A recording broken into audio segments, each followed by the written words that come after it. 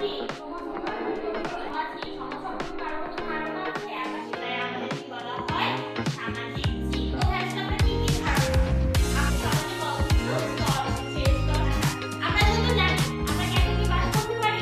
পারি না। কোনো কোনো পরিবারে বাবা মা আছে কেন কেমন আছেন সবাই? আমি বেশ ভালো আছি আলহামদুলিল্লাহ। এদের পরে দেখেন আমরা কি শুরু করছি আজকে বাংলাদেশের বিশ্ব পরিচয় বইয়ে প্রথম অধ্যায়। প্রথম অধ্যায়ের নাম কি? সমাজ। আচ্ছা, সমাজ কি সমাজ সম্পর্কে কারো কোনো ধারণা আছে? আমরা কি একা বসবাস করতে পারি?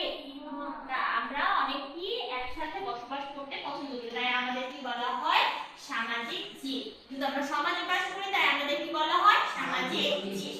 দেখেন এই অধ্যায়ে আসলে আমরা কি কি ধারণা পাবো? আমরা হচ্ছে সমাজ সম্পর্কে একটা ধারণা পাবো, সমাজ জীবনের প্রাকৃতিক এবং ভৌগোলিক পরিবেশে যে প্রভাব আছে সেই সম্পর্কে একটা কি ধারণা পাবো। আরো কি আছে? সমাজের বিভিন্ন স্তর আমরা পড়েছি কিন্তু পূর্ববর্তী ক্লাসে, তাই না? যে সমাজে কত কিছু স্তর আছে সেই স্তর সম্পর্কে ধারণা পাবো। বিবর্তন আছে, কৃষিভিত্তিক সমাজ, আধুনিক সমাজের মধ্যে যে ডিফারেন্সিয়েশন বা পার্থক্য সম্পর্কে আমরা ধারণা পাবো। সমাজ বিকাশে বিবর্তনের গুরুত্ব মূলত আমরা এই অধ্যায় শেষে কি জানতে পারবো। ঠিক আছে, আমরা আসলে প্রথমে আসি সমাজ নিয়ে। আচ্ছা, আমরা যেহেতু জানি আমরা কি একা কি বাস করতে পারি? পারি না। যেহেতু আমাদের নিরাপদে এবং শান্তিতে বসবাস করার জন্য সবাইকে একে অপরের সহযোগিতার সাহায্যে কি করতে হবে? বসবাস করতে হবে, তাই না? তা না হলে দলবদ্ধভাবে যদি বাস না করে একে অপরের সহযোগিতা পাবো কোনো বিপদে আপদে? পাবো না, তাই না? এর জন্য এর মাধ্যমে কি হয় আমাদের আত্মীয়তার সম্পর্ক গড়ে ওঠে, বন্ধুত্বের সম্পর্ক গড়ে ওঠে, যেটা ছাড়া আমরা কি সমাজে একা বসবাস করতে পারবো না। আচ্ছা, দেখ এখানে বলছে মিলেমিশে থাকা একতাবদ্ধ মানব গোষ্ঠীকে বলা হয় সমাজ। আর সমাজে আমরা কাকে বলছি? মিলেমিশে থাকা একতাবদ্ধ মানব গোষ্ঠীকে আমরা কি বলছি? সমাজ বলছি, তাই না? সমাজে কিছু ছোট ছোট প্রতিষ্ঠান সংঘ থাকে না? থাকে, তাই না? যেমন সেটা কি হতে পারে? পরিবার, গোত্র, ক্লাব, সমিতি থাকে না? বিভিন্ন রকমের ক্লাব, সংঘ থাকে না?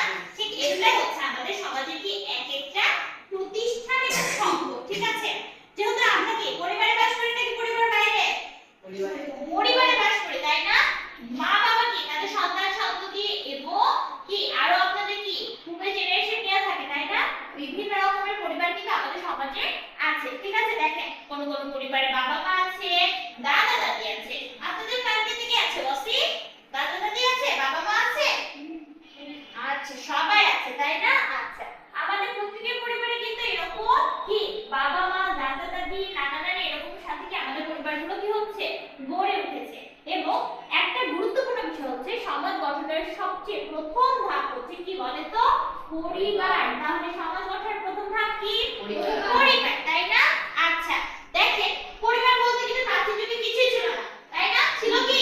ছিল না, তাই না? শিকার ভিত্তিক সমাজ ছিল, তাই না?